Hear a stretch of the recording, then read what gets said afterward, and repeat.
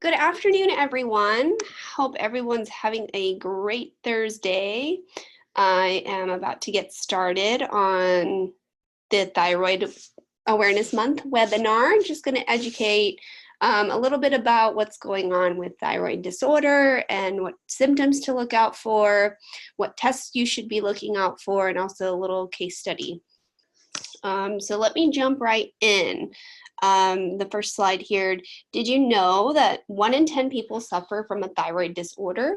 And 1 in 8 women develop a thyroid disorder during her lifetime. So more than half the people in the US have suffered from an undiagnosed thyroid disorder.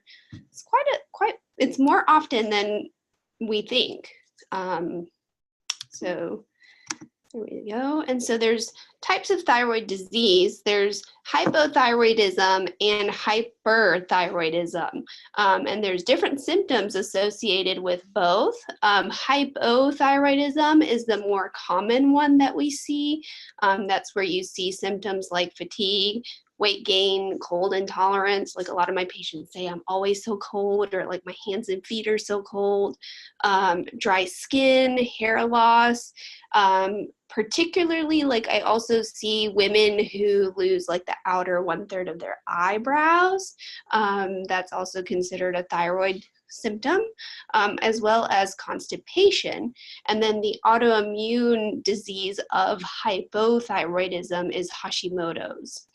And then the other one is hyperthyroidism. That's when the thyroid is putting out too much of the hormone. And that's where you'll experience weight loss, sensitivity to heat, anxiety, palpitations. And then the autoimmune version of that is Graves' disease. So a common telltale sign is like bulging eyes that you'll see with those types of patients. And then here is a little picture. So the thyroid is called like the butterfly gland. It has the shape of a butterfly. And the way that thyroid gland is made is, or the thyroid hormone is made by the thyroid gland, is that the hypothalamus stimulates the pituitary gland to put out TSH that stimulates the thyroid gland to produce T4 and T3. Now, T3 is your more active form of thyroid and is also converted in the liver. So T3 and T4 regulate metabolism, body temperature, digestion, brain function, mood, energy levels, heart rate, weight, and blood pressure. So you can imagine, like, it's kind of a whole body, it affects your whole body if your thyroid is off. And of course, like, I didn't really put this on the slides here, but I can talk about it a little bit. The adrenal health plays a big role in your thyroid health because adrenals have a communication pathway that they have between the hypothalamus and the pituitary and the adrenals called the HPA axis. And so when there's a significant amount of stress or chronic stress that's going on, that adrenal gland, those are telling that HPA axis feedback loop, like, hey, we're under stress, and that goes and tells the hypothalamus and the pituitary in the brain that this is going on, which can definitely alter the output of your TSH and also then in turn affect the conversion of your thyroid hormone. Okay, so the next slide is most common, of course, like I mentioned before, is hypothyroidism. And typical labs that I run for checking thyroid: TSH, which is thyroid stimulating hormone, free T3, which is the active hormone, free T4 is the inactive hormone that can be converted into T3. And then, of course, if autoimmune is suspected, then the TPO antibodies and the thyroglobulin antibodies. And then, of course, reverse T3, which is the inactive T3. And then additional things I do like to test for is cortisol and vitamin D, just because, just like I explained earlier about the HPA axis and how that whole pathway works, cortisol does play a big role in your thyroid health. And then I've just got some sample results there for people to see like what my tests look like and that sort of thing. And then of course the cortisol graph, which is very useful. So the thyroid has to be through blood work. Cortisol, I typically run through like a saliva test. Thyroid and vitamin D is through blood work.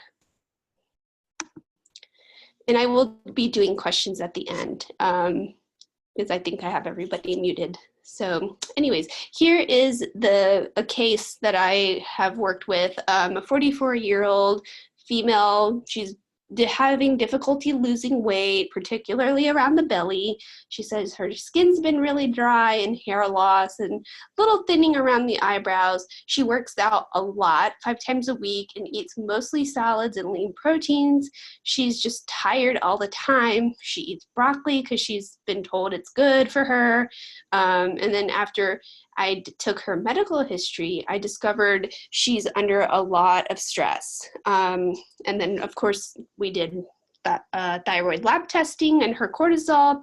As you see, her TSH is elevated at 5.6. I like that number around 1 to 1.5. The free T3, free T4 look okay, and the vitamin D is very low.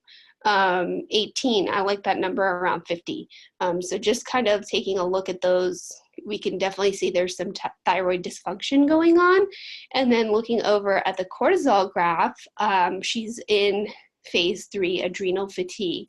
So you want that little black dotted line where it's kind of down there in the blue area, you want that to be kind of in that green area.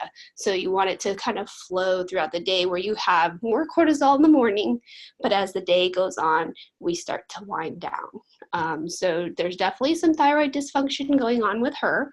And so now I'll talk a little bit about what foods I recommended for her and treatment protocol. So how to support the thyroid diet, you want to eat whole unprocessed foods like veggies. Bone broth is very healing to the gut. Beans, kidney, and navy particularly, nuts and seeds, all kinds, but walnuts, pumpkin, and sunflower seeds are great. Coconut oil, in moderation. You know, coconut oil is higher in saturated fats, so I don't recommend eating it all the time or a ton of it, but here and there it is good for you.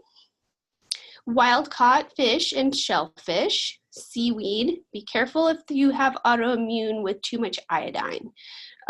Lean meat, eggs, lemons and orange, honey if it's raw and unfiltered, and fruits.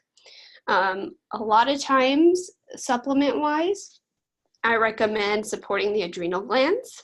Ashwagandha is an Ayurvedic herb that helps to regulate the adrenal glands and regulate cortisol. And then, of course, support the gut with probiotics, chamomile, fennel, ginger, vitamin C, selenium. And then, of course, we do have other blends of thyroid supporting supplements at the office if we need to do a little bit more additional support. And then foods to avoid if you have thyroid disorder. So a lot of people don't realize, of course, fast food, that's one, but raw cruciferous vegetables. So that's going to be like your broccoli, your bok choys, cauliflower, things like that should not be eaten raw. You can eat them, just make sure they're cooked. So those are some of the foods that a lot of people don't realize can affect thyroid because they're goitrogenic, which can actually cause more thyroid dysfunction. So we don't want that with hypothyroidism.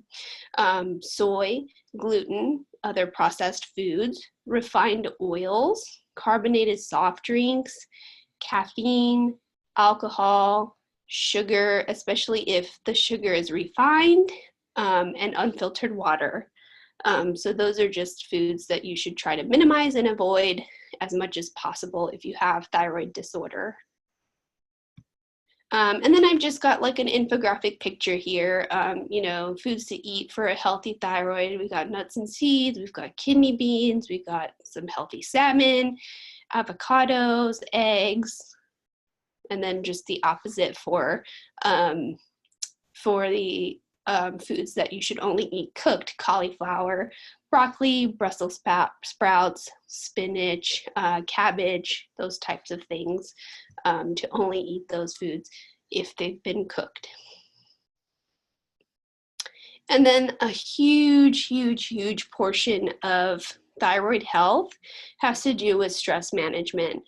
A lot of disease can be related to just stress management. Setting a routine for yourself can help with that.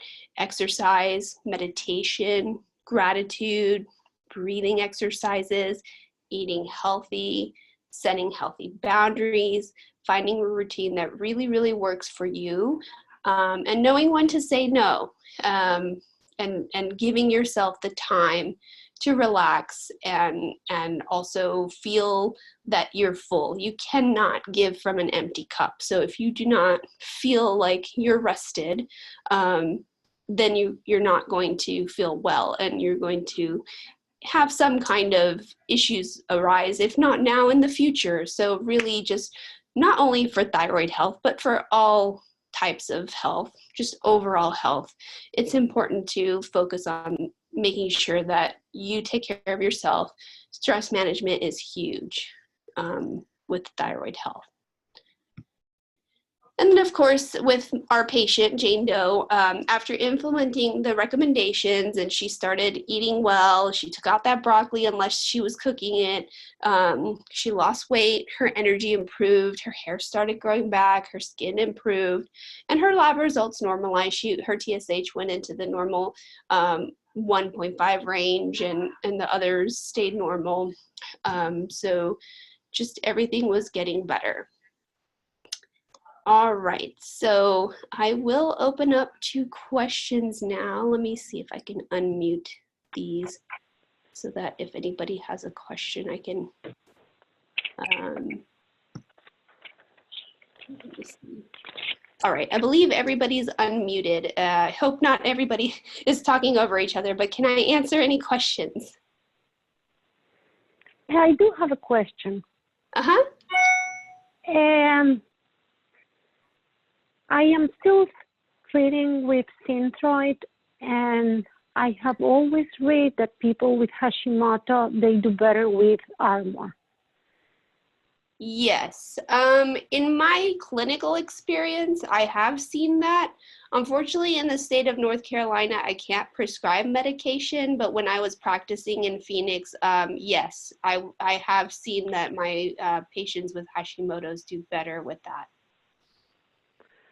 Are there studies that confirm that? Because endocrinologists, they really don't want to prescribe you Armour. I have asked like 2 times and they keep telling me no. Right. It just depends on your doctor. There are no set regulations or guidelines on that. I think it's just based on what the doctor feels is right for you. Okay. Mm-hmm. But as far as you know, people feel better when they are on Armour. That's what I have seen clinically, yes. Okay. Yes. What other questions?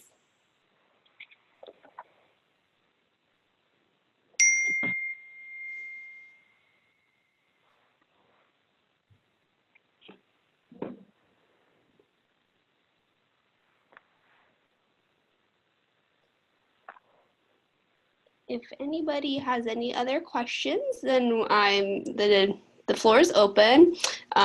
If not, then we are offering a free 15-minute phone consultation to those attending the webinar, as well as $50 off a new patient visit if you schedule by tomorrow. Usually we don't offer that much as far as a discount on new patient visits. So anybody who was on the webinar is eligible for that.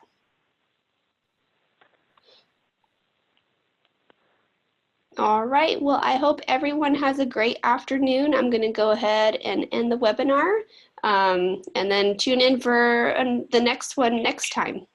Have a good one.